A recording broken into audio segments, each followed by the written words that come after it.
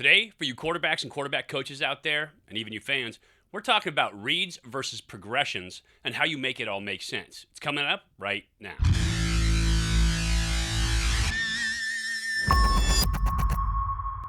Hey everybody, welcome to Elite Athletes TV. I'm Mike Pulaski, former 11-year pro quarterback and quarterbacks coach here at EliteAthletesTV.com.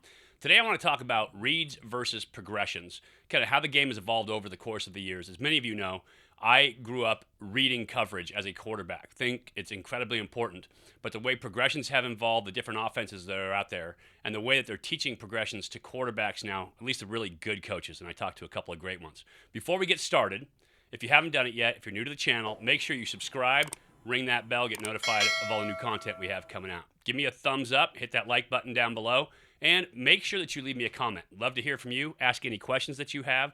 Love to answer your questions or help you out with your understanding of the game. Today I'm going to talk about a couple different plays from my Tampa Bay Buccaneers playbook. I'll show you kind of old progression styles and how they didn't really work for a quarterback. They weren't really intuitive for quarterbacks. And I'll show you what good progression styles should look like and how that helps a quarterback through his progressions, how it helps him understand the game better and get, from 1 to 4 much quicker on time and make more completions. Growing up as a quarterback in the Pac-12 playing for Cal, I played for Terry Shea first and then Steve Mariucci second as my quarterback coaches. Both phenomenal coaches, great with X's and O's, great at understanding the game. And they both taught a West Coast style of offense at the time. Bill Walsh was big with the Niners at the time. Joe Montana was having incredible success at the time. We ran a coverage reading style of offense in that West Coast, meaning as a quarterback, I had to see the coverage, understand the coverage, know where the holes in the coverage were, and then work through my progression in the route based on coverage. Now, here's the thing when we talk about quarterbacks reading coverage and progressions that people don't really talk about a ton is that built into every coverage reading offense, there is a progression in terms of routes. It could be, 1-1A, 2-3 based on the defense that you get.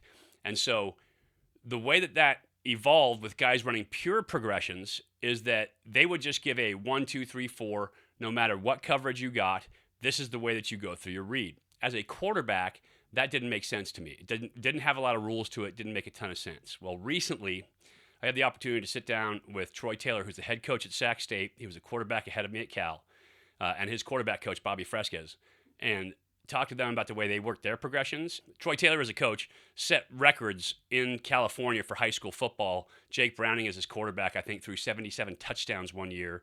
They were running up thousands of yards of passing offense, and they had really good offenses and great teams at Folsom High School. And then I had a phone call with Mike Leach the other day and talked to him about the way he works his progressions.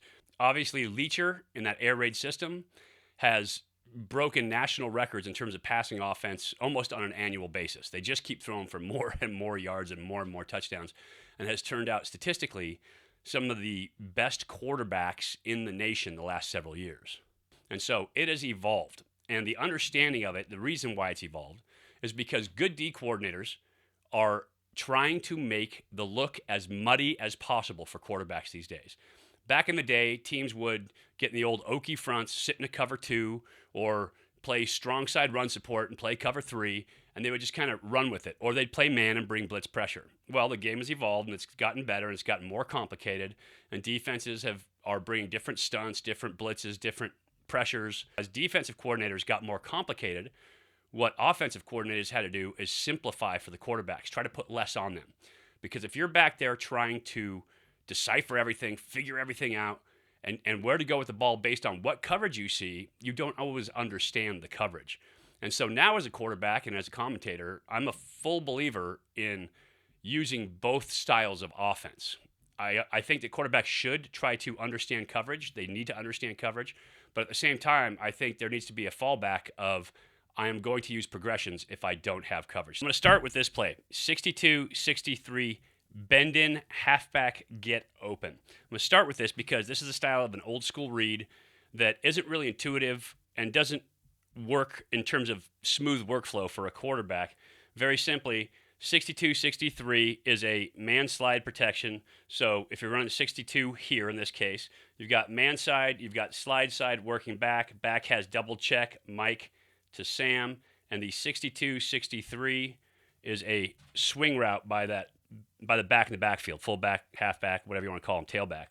60-61 would be a check and check down. And so that's the way they denoted it. With that protection, 60-61, he would check down. 62-63, he'd check out. But it's the same half man, half slide protection. In terms of the route, your first read here is on the Z post. Now, in this case, this is a deep over the top post, although it looks like a bang 8 or a glance the way they draw it. And so we are trying to high-low that free safety. You're going to get back, and you're going to key that free safety. If he favors that post, you're going to check down to your over on the opposite side of the field. If he sits or squats, then you're looking for that post over the top.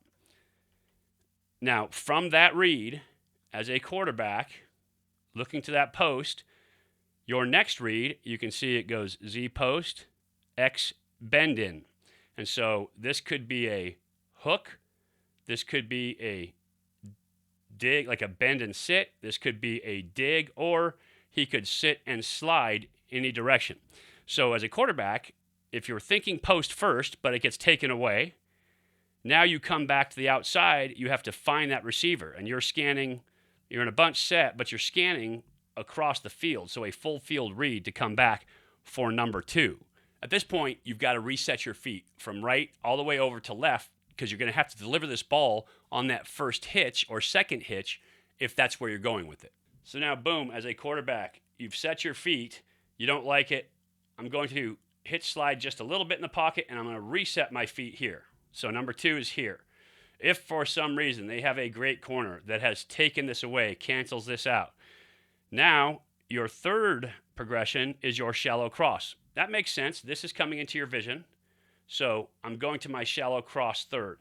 Okay, great. There's no flare control out here. There's nothing to hold the outside backer.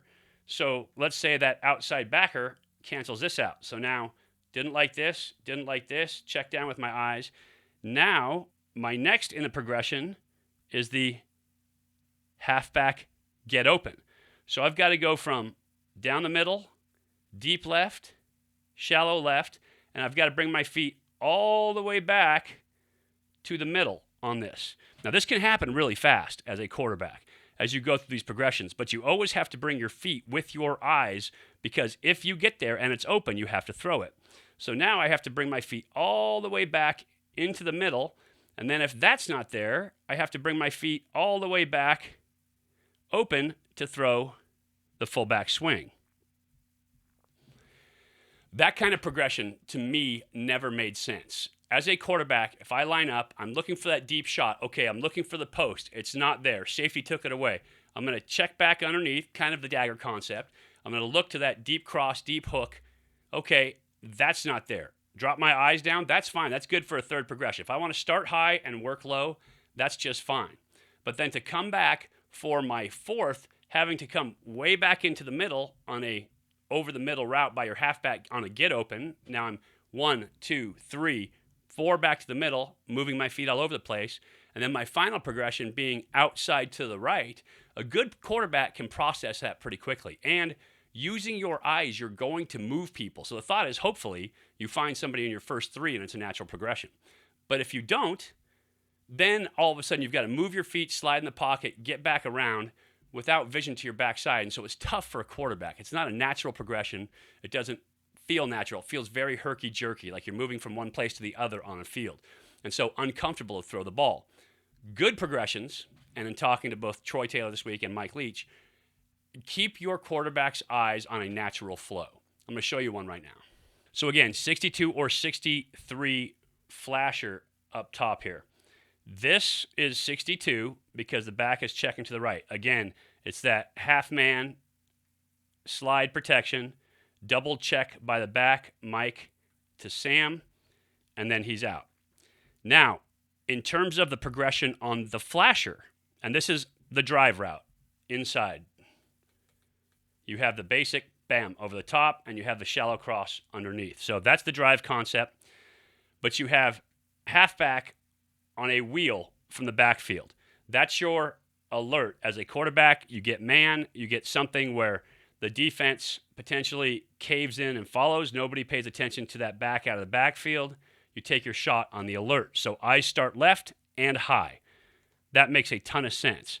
Then, of course, you're quick. We talked about that. All shallow crosses are quick. That's your hot throw. On the shallow cross, you feel pressure right now. That's your hot. But you go to your alert. So up top, alert one. Let's say I don't like it as a quarterback.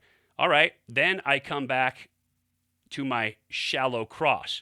So this shallow cross versus man runs away. My eyes are already over there, so I'm good to go. It's coming in that direction. So as a quarterback, I hit 7 steps. If I don't like that alert on the front side, I set my feet to that shallow cross. I'm throwing this ball somewhere between just outside the tackle box to right over my guard. And so my feet are already over there. I was looking at my alert. My attention's already over there. I've seen what's going on, and I'm good to go. If I don't like that, then my next progression is my X in. Boom. Basic cross, 14 yards.